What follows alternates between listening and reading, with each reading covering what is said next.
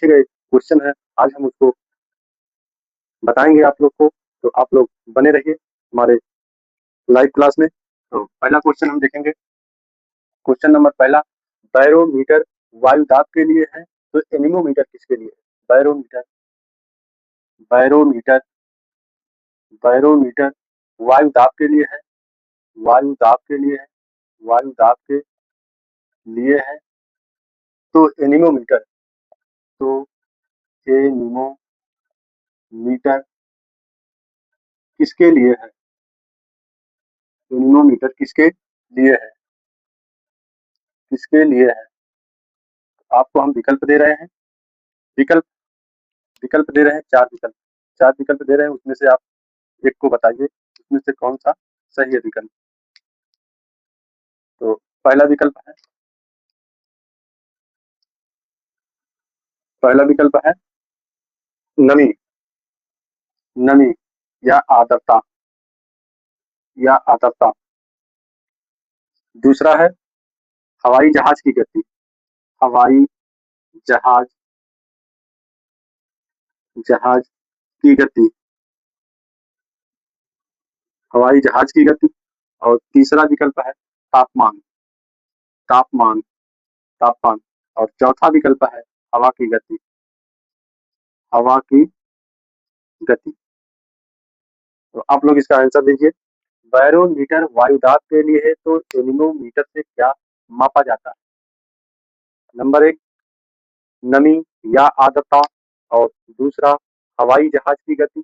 तीसरा तापमान। और चौथा वायु की गति, हवा की गति। तो इसका राइट आंसर आप लोग बताएंगे। इसका राइट आंसर क्या होगा? चार विकल्प आपके सामने दिए गए हैं, चारों के उत्तर आप लोग बताइए। इसका राइट आंसर क्या होगा? तो क्वेश्चन क्या है, बैरोमीटर वायु दाब के लिए, तो एनीमोमीटर से क्या मापा जाता है?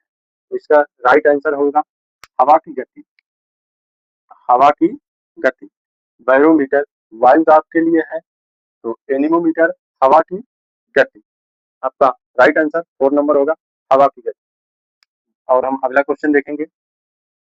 अगला क्वेश्चन क्या है? अगला क्वेश्चन है, श्वेत प्रकाश कितने रंगों से मिलकर बने होते हैं? दूसरा क्वेश्चन है, श्वेत प्रकाश श्वेत प्रकाश श्वेत प्रकाश कितने रंगों से रंगों से मिलकर मिलकर बने होते हैं बने होते हैं श्वेत प्रकाश कितने रंगों से मिलकर बने होते हैं? तो नंबर एक, आपको हम ऑप्शन दे रहे हैं। नंबर एक, 8 8। नंबर दो, 7। नंबर तीन, 6। और नंबर चार हो गया 5। और एक क्वेश्चन पूछा गया है, यूपी की पुलिस 2024 में 24 में एक प्रश्न पूछा गया है, श्वेत प्रकाश कितने रंगों से मिलकर बना होता है? तो ये 2024 में पूछा गया क्वेश्चन है, श्वेत प्रकाश कितने रंगों से मिलकर बना होगा? या 8, 7, 6 या 5? आप लोग बहुत पहले से ये क्वेश्चन पढ़ते आ रहे होंगे, तो इसका राइट आंसर आप लोग बताइए। श्वेत प्रकाश कितने रंगों से मिलकर बना होता है? इसका राइट आंसर हो गया 7, 7। 7 इसका राइट आंसर हो गया। श्वेत प्रकाश 7 रंगों से मिलकर बना होता है। अगला क्वेश्चन हम देखेंगे, क्वेश्चन नंबर 3, जेट इंजन का आविष्कार किसने किया था? अगला क्वेश्चन देखेंगे, जेट इंजन का आविष्कार किसने किया था? क्वेश्चन नंबर हम 3 देखेंगे। क्वेश्चन नंबर 3 देखेंगे, jet engine jet engine jet engine का आविष्कार जेट इंजन का आविष्कार किसने किया था? किसने किया था? जेट इंजन का आविष्कार किसने किया था? तो ऑप्शन दे रहे हैं। ऑप्शन ऑप्शन दे रहे हैं आप लोग को, रोजर वेकन, रोजन वेकर। नंबर दो, sir Frank sir Frank Whittle, sir Frank Whittle, James Watt, James Watt, James Watt, Louis Louis Edison, Louis Edison. तो 4 विकल्प दिए गए हैं। तो इसका राइट आंसर बताइए, जेट इंजन का आविष्कार किसने किया था? जेट इंजन का आविष्कार किसने किया था? Roger Bacon, sir Frank Whittle, James Watt, Louis Edison. तो ये क्वेश्चन यूपी की पुलिस पुलिस 2019 में पूछा गया क्वेश्चन है। 2019 में पूछा गया question, jet engine jet engine का आविष्कार किसने किया था? नंबर 1 रोजर वेकन या sir Frank Whittle, James Watt, Louis Edison. आप लोग इसका राइट आंसर बताइए। आप लोग कमेंट करते रहिए। तो इसका राइट आंसर होगा सर फ्रैंक विटले। इसका राइट आंसर 2 नंबर हो गया। Sir Frank Whittle James engine के आविष्कारक हैं। अगला क्वेश्चन देखेंगे। प्रीवियस ईयर क्वेश्चन करना बहुत जरूरी है, तो इसीलिए प्रीवियस ईयर क्वेश्चन आप लोग बने रहिए। क्वेश्चन नंबर 4 हो गया। क्वेश्चन नंबर 4 हो गया, प्रकाश वर्ष किससे मापा जाता है? तो प्रकाश वर्ष प्रकाश वर्ष प्रकाश वर्ष किसका किसका मापन करता है या मापा जाता है? प्रकाश वर्ष किसका मापन करता है या मापा जाता है? तो नंबर 1 हो गया। नंबर 1 ऊर्जा, नंबर 1 ऊर्जा ऊर्जा, नंबर 2 गति, नंबर 2 गति, और नंबर सी दूरी, नंबर डी भार। भार, ये आपके ऑप्शन है। तो ऑप्शन देखकर आप लोग बताइए, प्रकाश वर्ष किसका मापन करता है या प्रकाश वर्ष किसका मात्रक है? तो आप लोग इसका राइट आंसर बताइए कि क्या ऊर्जा हो सकता है, या गति हो सकती है, या दूरी हो सकती है, तो डी भार हो सकता है। तो प्रकाश वर्ष किसका मात्रक है? तो आप लोग बचपन से पढ़ते आ रहे हैं, प्रकाश वर्ष गति का प्रकाश वर्ष दूरी का मात्रक है। प्रकाश वर्ष दूरी का मात्रक है, आप लोग पढ़ते आ रहे हैं बचपन से। तो प्रकाश वर्ष दूरी का मात्रक है। तो हम अगला क्वेश्चन देखेंगे, फारेनहाइट में जल का क्वथनांक कितना होता है? तो ये क्वेश्चन 2018 में पूछा गया क्वेश्चन है। पुलिस के पेपर में 2018 में पूछा गया क्वेश्चन है। और हम अगला क्वेश्चन देखेंगे। हमारा अगला क्वेश्चन क्या है? क्वेश्चन नंबर 5, फारेनहाइट में जल का क्वथनांक क्या होता है? फारेनहाइट फारेनहाइट फारेनहाइट में जल का क्वथनांक जल का जल का क्वथनांक होता है। फारेनहाइट में जल का क्वथनांक होता है। तो हम आप लोग को ऑप्शन दे रहे हैं। ऑप्शन दे रहे हैं 1, 2, 3, 4। आप लोग को हम 4 ऑप्शन दे रहे हैं। 100 फारेनहाइट, 100 फारेनहाइट, 212 फारेनहाइट, 150 फारेनहाइट, और 244 फारेनहाइट। तो आप लोग बताएं, फारेनहाइट में जल का क्वथनांक कितना होता है? जल का क्वथनांक कितना होता है? 100 फारेनहाइट, या 212 फारेनहाइट, या 150 फारेनहाइट, या 240 फारेनहाइट? तो आप लोग आंसर दीजिए जल्दी जल्दी। तो क्वेश्चन यूपी पुलिस 2024 में पूछा गया क्वेश्चन है।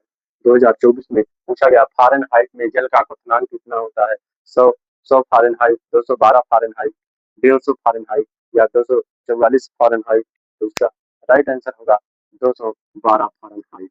212 फारेनहाइट जल का क्वथनांक होता है फारेनहाइट में। तो हम अगला क्वेश्चन देखेंगे। 2024 में पूछा गया क्वेश्चन है। तो इसी प्रकार से प्रीवियस ईयर के क्वेश्चन है। तो इसी प्रकार आप लोग बने रहिए और कमेंट के साथ कमेंट करते रहिए। आप लोग कमेंट करेंगे तो हमें भी मोटिवेशन मिलेगा। तो 6वां क्वेश्चन देखते हैं। डॉट डॉट का प्रयोग हवा का प्रयोग हवा के के बल और वेग को मापने के लिए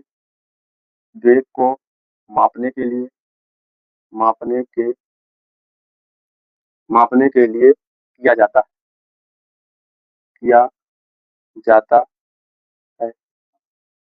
जाता है एक पुलिस पेपर यूपी की 2018 में पूछा गया क्वेश्चन है। तो हम आपको ऑप्शन दे रहे हैं।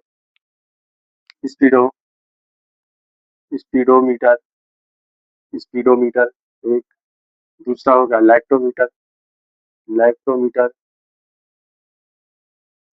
लैक्टोमीटर और नंबर 3 हो गया थर्मोमीटर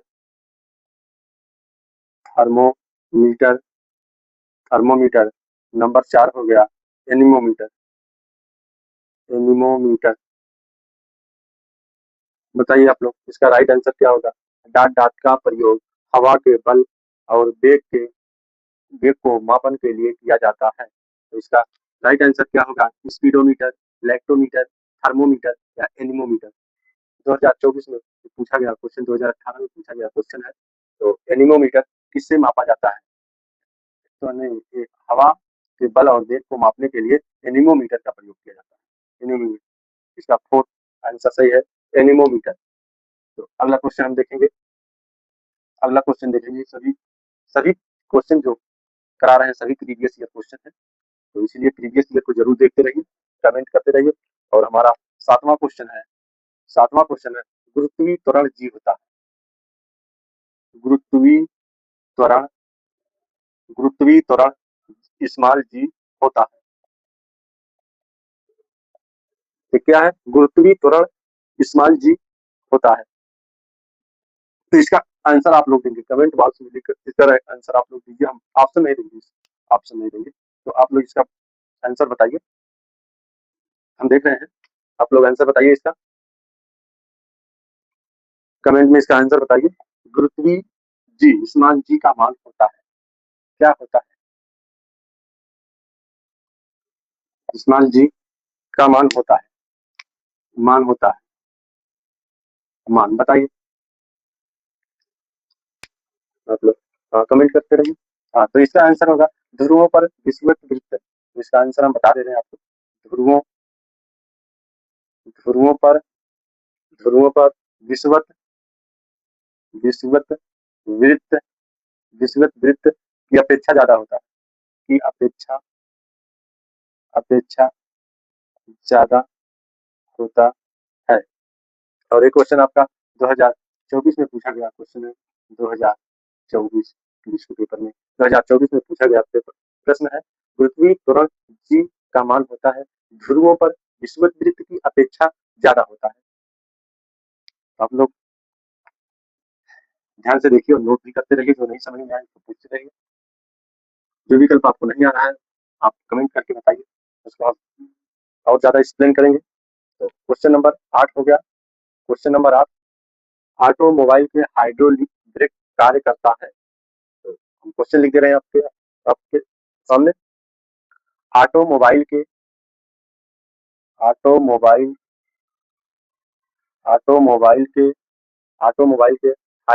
ब्रेक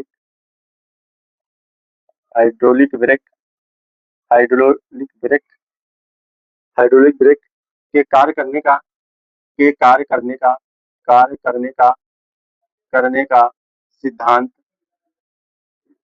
करने का सिद्धांत है। तो इसका ऑप्शन हम दे रहे हैं। आर्किमिडीज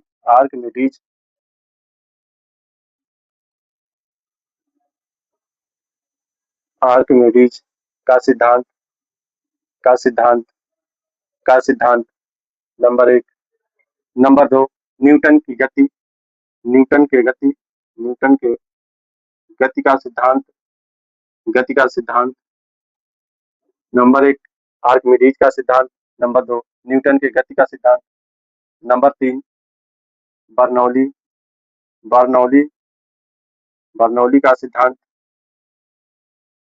बर्नौली का सिद्धांत। और नंबर 4 पास्कल पास्कल पास्कल का सिद्धांत।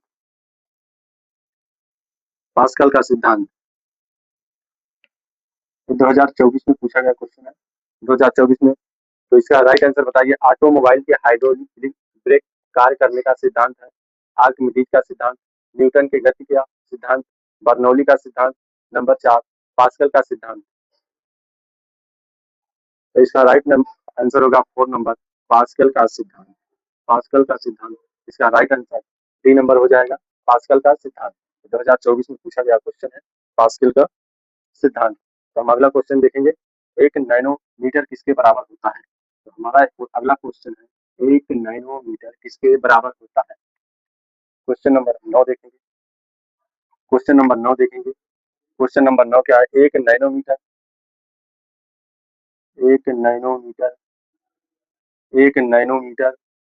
डॉट डॉट के बराबर होता है। के बराबर होता है। 1 नैनोमीटर डॉट डॉट किसके बराबर होता है। तो हम आपको ऑप्शन दे रहे हैं। ए 10⁻9 सेंटीमीटर, और बी हो गया 10⁻−8 सेंटीमीटर, सी हो गया 10⁻7 सेंटीमीटर, और डी नंबर हो गया 10⁻6 सेंटीमीटर। तो 1 नैनोमीटर किसके बराबर होता है। नैनोमीटर मीटर में कहा गया है नैनोमीटर, और यहाँ सेंटीमीटर में पूछा गया है। तो आप लोग इसका राइट आंसर बताइए। 1 नैनोमीटर किसके बराबर होता है। 1 नैनोमीटर किसके बराबर होता है। तो 1 नैनोमीटर 10⁻−7 सेंटीमीटर होता है। अगर मीटर में पूछेगा, मीटर में पूछता तो 10⁻−9 मीटर होता।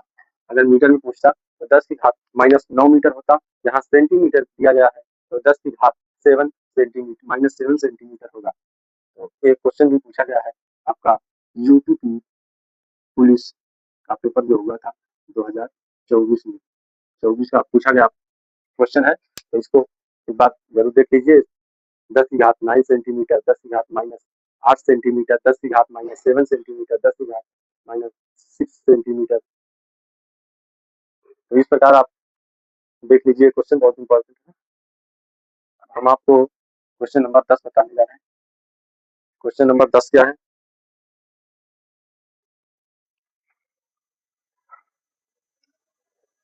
क्वेश्चन नंबर 10 क्या है आपको बता रहे हैं। अगला क्वेश्चन है, 1 मिनट आप रुक जाइए।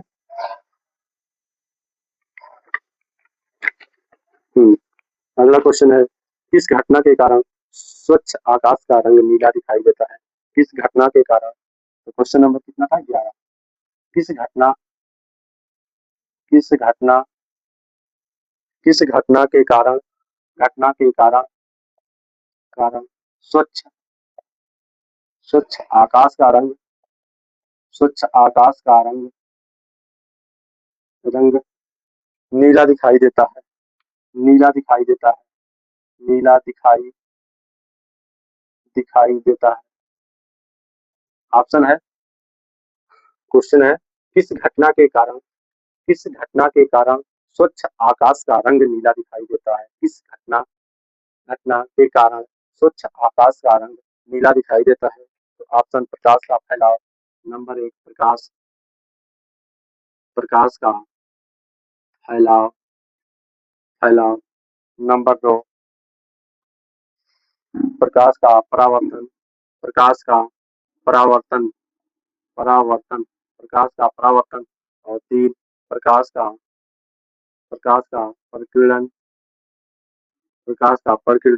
और 4 नंबर हो गया प्रकाश का अपवर्तन। प्रकाश का अपवर्तन प्रकाश का अपवर्तन। तो इसका राइट आंसर बताइए। आपके सामने हम 4 विकल्प दे दिए हैं। तो किस घटना के कारण स्वच्छ आकाश का रंग नीला दिखाई देता है। किस घटना के कारण आकाश का रंग नीला दिखाई देता है। नीला पूछा गया, नीला दिखाई देता है। तो प्रकाश का फैलाव, बी प्रकाश का परावर्तन, सी प्रकाश का प्रकीर्णन, और डी प्रकाश का अपवर्तन। तो इसका राइट आंसर क्या होगा? इसका राइट आंसर होगा प्रकाश का प्रकीर्णन। प्रकाश का प्रकीर्णन, इसका राइट आंसर सी नंबर हो जाएगा। किस घटना के कारण स्वच्छ प्रकाश का रंग नीला दिखाई देता है? तो इसका राइट आंसर होगा प्रकाश के प्रकीर्णन के कारण आकाश का रंग नीला दिखाई देता है। तो हम अगला क्वेश्चन देखेंगे। अगला क्वेश्चन ये 2013 में पूछा गया क्वेश्चन है, 2013 में। तो अगला क्वेश्चन हम देखेंगे, क्वेश्चन नंबर 12। क्वेश्चन नंबर 12 क्या है? कुछ अल्फ्रेड नोबल ने किस का आविष्कार किया? अल्फ्रेड नोबल अल्फ्रेड नोबेल किसका आविष्कार ने अल्फ्रेड नोबल ने किसका आविष्कार किया? आविष्कार किया। क्वेश्चन क्या है? अल्फ्रेड नोबल ने किसका आविष्कार किया? अल्फ्रेड नोबल ने किसका आविष्कार किया? तो आपको हम ऑप्शन दे रहे हैं। Option A microphone, microphone, microphone. Number 2 typewriter का, टाइपराइटर, टाइपराइटर का। नंबर 3 हो गया डायनामाइट, डायनामाइट, डायनामाइट। 4 हो गया ग्रामोफोन, ग्रामोफोन। इसका राइट आंसर बताइए। अल्फ्रेड नोबल ने किसका आविष्कार किया? अल्फ्रेड साहब ने किस चीज का आविष्कार किया? माइक्रोफोन का, टाइपराइटर का, डायनामाइट का या ग्रामोफोन का? तो इसका राइट आंसर सी नंबर होगा डायनामाइट का। अल्फ्रेड नोबल ने डायनामाइट का आविष्कार किया था। हम अगला क्वेश्चन देखेंगे। क्वेश्चन 2013 में पूछा गया क्वेश्चन है, तो इसको याद रखिए। सब प्रीवियस ईयर क्वेश्चन है, सब पूछे गए, हर एग्जाम, जीपीटी के एग्जाम में पूछे गए क्वेश्चन है। तो हम अगला क्वेश्चन देखेंगे। अगला क्वेश्चन क्या है? अगला क्वेश्चन देखेंगे, question number 13। Question number 13, question number 13। पहाड़ों पर चढ़ते समय वायु होती है। पहाड़ों पर, पहाड़ों पर चढ़ते समय, चढ़ते समय, समय, समय वायु दाब, वायु दबाव, वायु दबाव होता है। तो हम इसके ऑप्शन दे रहे हैं। पहाड़ों पर चढ़ते समय वायु का दबाव होता है। Number 1, number 2, number 3, number 4। तो हम अलग पेन से लिखते हैं। बढ़ता है, बढ़ता है, घटता है, घटता है, अपरिवर्तित रहता है, अपरिवर्तित, अपरिवर्तित रहता है, अपरिवर्तित रहता है। इनमें से कोई नहीं, इनमें से कोई नहीं, कोई नहीं। पहाड़ों पर चढ़ते समय वायु दबाव होता है, क्या घटेगा या बढ़ेगा या अपरिवर्तित रहेगा या इनमें से कोई नहीं? इसका राइट आंसर क्या होगा? पहाड़ों पर चढ़ते समय वायु का दबाव होता है, घटेगा, बढ़ेगा, अपरिवर्तित रहेगा या इनमें से कोई नहीं? तो इसका राइट आंसर होगा पहाड़ों पर चलते समय वायु दबाव घटता है, वायु दबाव घटता है। क्वेश्चन नंबर हम अगला देखेंगे। क्वेश्चन नंबर 14 क्या है? क्वेश्चन नंबर 14 देखेंगे।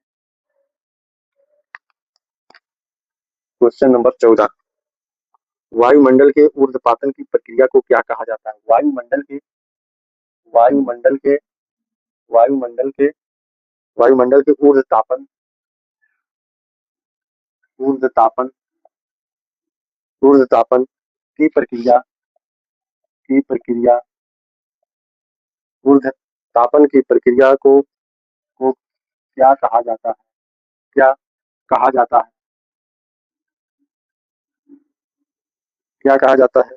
ऑप्शन है, ऑप्शन ए चालन, चालन। ऑप्शन 2 संवहन, संवहन। नंबर 3 विकिरण, विकिरण। और नंबर 4 हो गया अभिवाहन, अभिवाहन। तो इसका राइट आंसर बताइए। वायुमंडल, वायुमंडल के ऊर्ध्वतापन की प्रक्रिया को कहा जाता है। ऊर्ध्वतापन दिया है, ऊर्ध्वतापन ध्यान दीजिए। ऊर्ध्वतापन की प्रक्रिया को कहा जाता है, क्या कहा जाता है? क्या चालन कहा जाता है, या संवहन कहा जाता है, या विकिरण कहा जाता है, या अभिवहन कहा जाता है? तो इसका राइट आंसर क्या होगा? इसका राइट आंसर होगा तो वायुमंडल के ऊर्ध्वतापन की प्रक्रिया को संवहन कहते हैं। क्या कहते हैं? संवहन कहते हैं। ऊर्ध्वतापन की प्रक्रिया को संवहन कहते हैं। तो ये हो गए आपके सब फिजिक्स के क्वेश्चन हो गए जो पूछे गए, यूपी लिस्ट में पूछे गए सब क्वेश्चन थे। तो हम थोड़ा सा बायोलॉजी की तरफ चलेंगे। ये सब फिजिक्स के क्वेश्चन थे। अब आ जाइए बायोलॉजी क्वेश्चन पे। बायोलॉजी का क्वेश्चन था, कोशिका की खोज किसने की? इसमें कितना क्वेश्चन था? 14 इधर 15 हो गया। कोशिका की खोज, कोशिका की खोज, खोज किसने किया किया था? कोशिका की खोज किसने किया था? थोड़ा राइटिंग खराब जा रही है। कोशिका की खोज किसने किया था? हम आपको ऑप्शन दे रहे हैं। Robert Brown, Robert Brown. Option 2 Robert Hooke, Robert Hooke. Number number 3 हो गया। Number 3 Camillo Golgi, Camillo Camillo Golgi, Golgi, Camillo Golgi. और 4 हो गया पुरकिंजे, पुरकिंजे, पुरकिंजे। आप लोग बताइए इसका राइट आंसर क्या होगा? कोशिका की खोज किसने की किया? या Robert Hooke, Robert Brown, Camillo Golgi, Purkinje. बताइए इसका राइट आंसर। इसका राइट आंसर बताइए। कोशिका की खोज किसने की? Robert Brown, Robert Hooke, Camillo Golgi, Purkinje. तो कोशिका की खोज ये थे रॉबर्ट हुक। कोशिका की खोज रॉबर्ट हुक ने किया था और रॉबर्ट ब्राउन ने केंद्रिका की खोज, केंद्रिका की खोज की है। रॉबर्ट ब्राउन ने केंद्रिका की खोज 1831 में किया था। रॉबर्ट ब्राउन केंद्रिका की खोज 1831 ईस्वी में किया था और कोशिका की खोज रॉबर्ट हुक ने 1665 ईस्वी में 1665 ईस्वी में कोशिका की खोज रॉबर्ट हुक ने किया था। और कैमिलो गाल्गी 1898 उल्लू की तंत्रिका कोशिका, ये 1800 1889 में उल्लू की तंत्रिका कोशिका, तंत्रिका कोशिका की खोज की, तंत्रिका की कोशिका की खोज। और 1835 ईस्वी में पुरकिंजे ने जीव द्रव्य की खोज की। जीव द्रव्य जीव द्रव्य की खोज 1835 में पुरकिंजे ने किया, पुरकिंजे ने किया। तो चारों विकल्प का पोस्टमार्टम हो गया। तो कोशिका की खोज किसने की? रॉबर्ट ब्राउन, रॉबर्ट ब्राउन ने केंद्रिका की खोज 1831 ईस्वी में किया था और कोशिका की खोज रॉबर्ट हुक ने 1665 ईस्वी में किया था। और कैमिलो गाल्गी 1889 ईस्वी में वो उल्लू की तंत्रिका कोशिका पर किया था और पुरकिंजे ने 1835 ईस्वी में जीव द्रव्य की खोज की थी। तो जुड़िए हमारे क्लास के साथ, देखिए बेहतरीन चारों विकल्प का पोस्टमार्टम हम कर दिए हैं। आप लोग देख सकते हैं। जो नहीं आ रहा आपको वो नोट भी करते रहिए। इसी प्रकार आगे हम चलते हैं। अगला क्वेश्चन, आशा करते हैं आप लोग को अच्छे से समझ में आ रहा होगा। अगला क्वेश्चन हम देखेंगे। अगला क्वेश्चन देखेंगे, कोशिका में केंद्रक के अतिरिक्त किस कोशिकांग में डीएनए पाया जाता है? कोशिका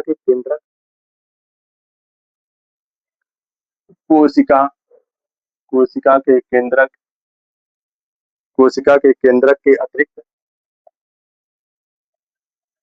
कोशिका के केंद्रक के अतिरिक्त अतिरिक्त अन्य किस कोशिकांग में अन्य अन्य किस कोशिकांग में डीएनए पाया पाया जाता है? तो इसका राइट आंसर क्या होगा? कोशिका के केंद्रक के अतिरिक्त किस कोशिकांग में डीएनए पाया जाता है?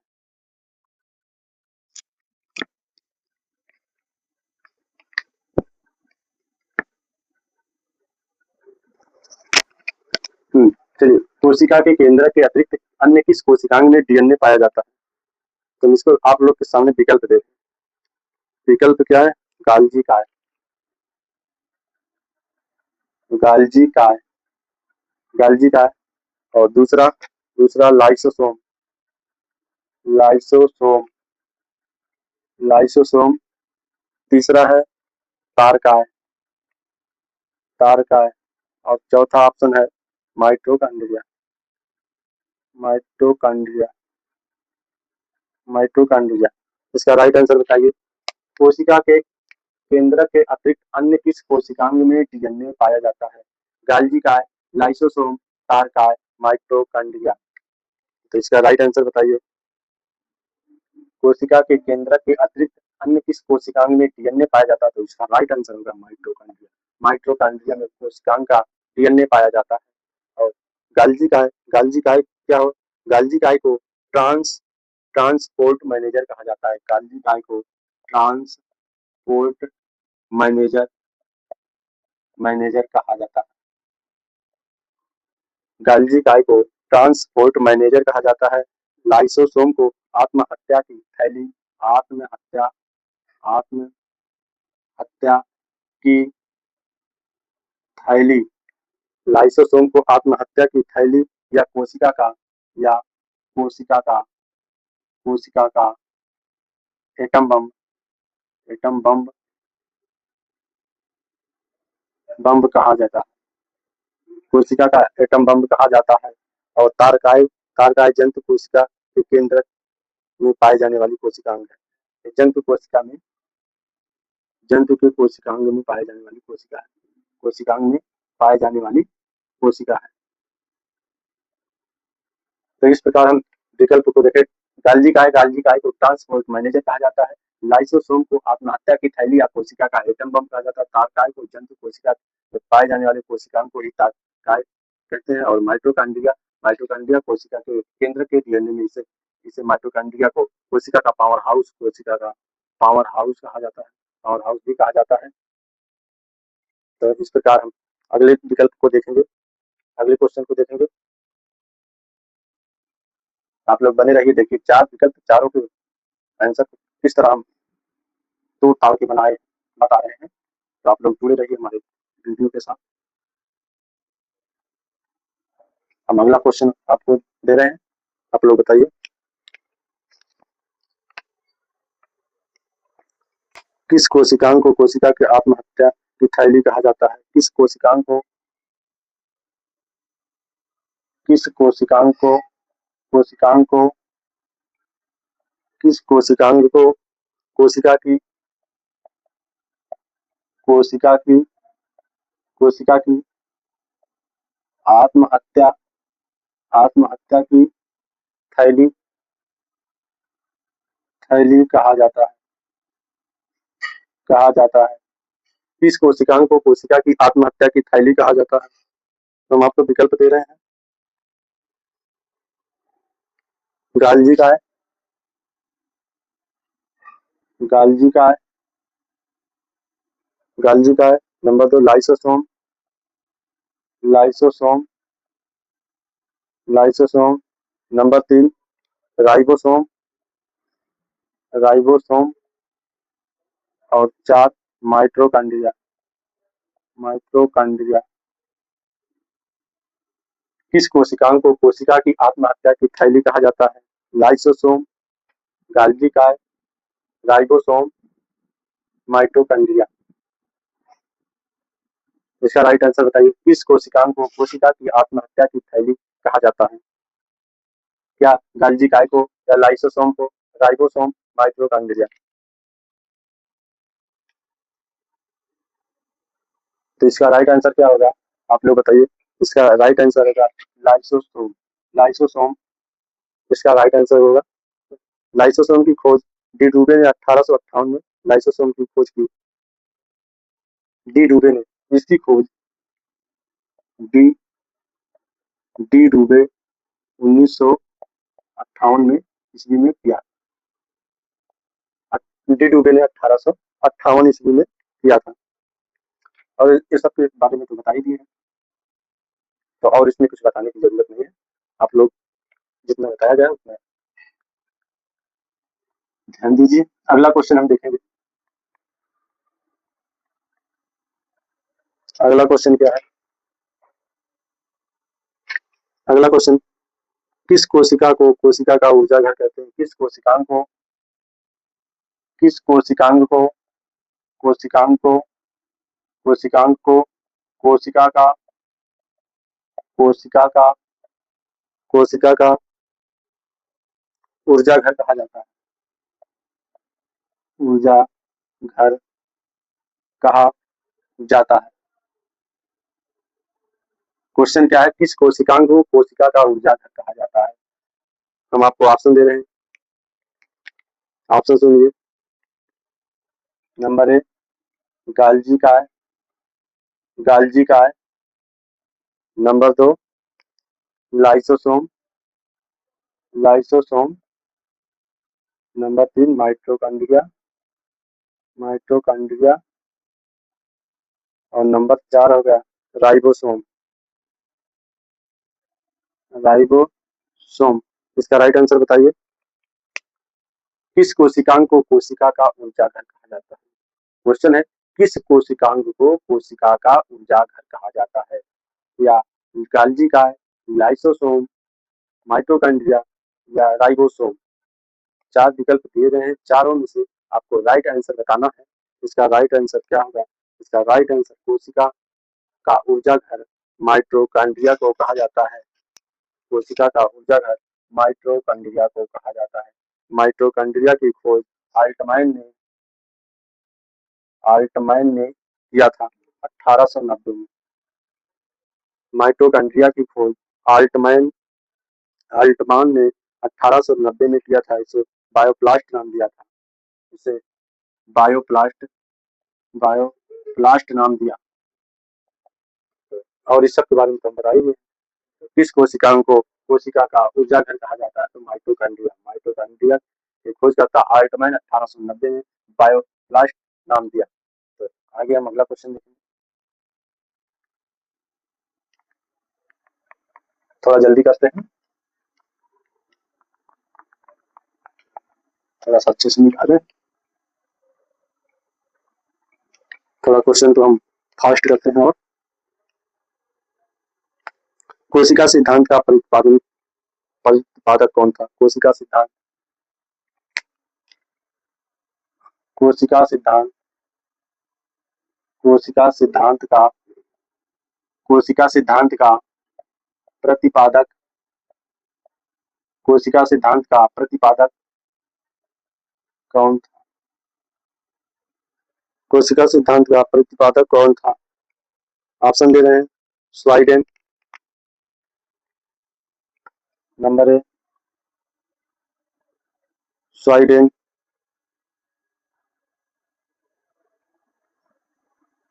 स्वाइडेन। नंबर दो थियोडर स्वान, थियोडर स्वान, थियोडर स्वान। और नंबर तीन ए व बी दोनों। नंबर चार इनमें से कोई नहीं, इनमें से कोई नहीं। कोशिका के सिद्धांत का प्रतिपादक किसने किया था? स्वाइडेन, थियो थियोडर स्वान ने, या ए बी दोनों, या इनमें से कोई नहीं।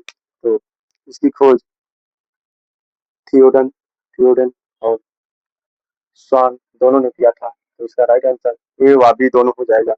अगला क्वेश्चन है, रचना के आधार पर कोशिका कितने प्रकार की होती है?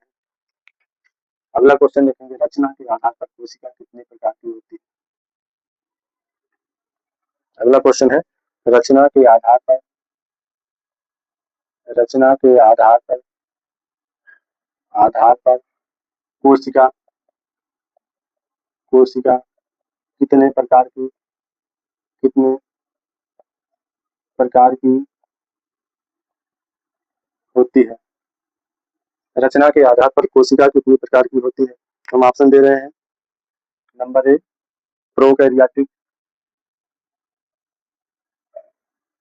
प्रोकैरियोटिक कोशिका कोशिका नंबर बी यूकैरियोटिक कैरियोटिक कोशिका कोशिका नंबर सी ए बी दोनों, ए व बी दोनों, डी इनमें से कोई नहीं, इनमें से कोई नहीं। रचना के आधार पर कोशिका कितने प्रकार की होती है? प्रोकैरियोटिक कोशिका, यूकैरियोटिक कोशिका या ए व बी दोनों या इनमें से कोई नहीं। बताइए इसका राइट आंसर। रचना के आधार पर कोशिका कितने प्रकार की होती है? तो रचना के आधार पर कोशिका दो प्रकार की होती है, यूकैरियोटिक और प्रोकैरियोटिक कोशिका। तो ये भी दोनों दोनों सही है। तो हम अगला क्वेश्चन देखेंगे। अगला क्वेश्चन क्या है, लाइव भी करते रहिए आप लोग। डिजिटल बोर्ड, जो इस ब्लैक बोर्ड पर हम बता रहे हैं, कोई ऐसा डिजिटल बोर्ड पे नहीं बताएगा आपको। जो क्वेश्चन हम आपको, आप लोग इससे मत जाइए कि ये व्हाइट बोर्ड है, इस पे क्या बता रहे हैं, क्या पढ़ा रहे हैं हाथ से। लेकिन डिजिटल बोर्ड से अच्छी कंटेंट हम दे रहे हैं। लोग डिजिटल बोर्ड पर कितनी मेहनत नहीं करते होंगे, इसलिए हम लिख कर आपको क्वेश्चन भी लिख रहे हैं और 4 विकल्प भी लिख रहे हैं और उसका डिफाइन भी कर रहे हैं, चारों विकल्प को भी एक्सप्लेन भी कर रहे हैं। डिजिटल बोर्ड पे बटन दबाए, क्वेश्चन आ गया, उसको टिक मारे, आगे बढ़ गए। तो ऐसा नहीं है। तो हम अगर हम आप लोगों के लिए मेहनत कर रहे हैं तो कुछ ना कुछ क्वालिटी जरूर होगी। क्वेश्चन बहुत अच्छे क्वेश्चन दिए गए हैं, तो क्वेश्चन पे ध्यान दीजिए आप लोग। तो कभी आपको एक क्वेश्चन और पूछ लेता है, बहुत कोशिका जीवन की मूलभूत इकाई क्या है? तो कभी कभी पूछ लेता है, तो जानना जरूरी है जीवन की मूलभूत इकाई क्या है। जीवन की जीवन की मूलभूत इकाई क्या है? इकाई क्या है? जीवन की मूलभूत इकाई क्या है? नंबर 1 हम ऑप्शन दे रहे हैं, कोशिका कोशिका नंबर 2 अंग अंग नंबर 3 ऊतक और नंबर 4 नाभिक नाभिक। तो बताइए जीवन की मूलभूत इकाई क्या है? जीवन की मूलभूत इकाई क्या है? क्वेश्चन है। और इसका विकल्प है कोशिका, दूसरा अंग, तीसरा ऊतक और चौथा नाभिक। तो जीवन की मूलभूत इकाई कोशिका है। जीवन की मूलभूत इकाई कोशिका है। तो इस प्रकार राइट आंसर ये हो जाएगा कोशिका। कोशिका जीवन की मूलभूत इकाई कोशिका है। तो हम अगला क्वेश्चन देखेंगे, किस जीव की कोशिकाओं में कोशिका वृत्ति नहीं पाई जाती है? अगला क्वेश्चन हमारा है, किस जीव की कोशिका में कोशिका वृत्ति नहीं पाई जाती है? अगला क्वेश्चन हम देखेंगे, किस जीव की कोशिकाओं में किस जीव की कोशिकाओं में किस जीव की कोशिकाओं में कोशिका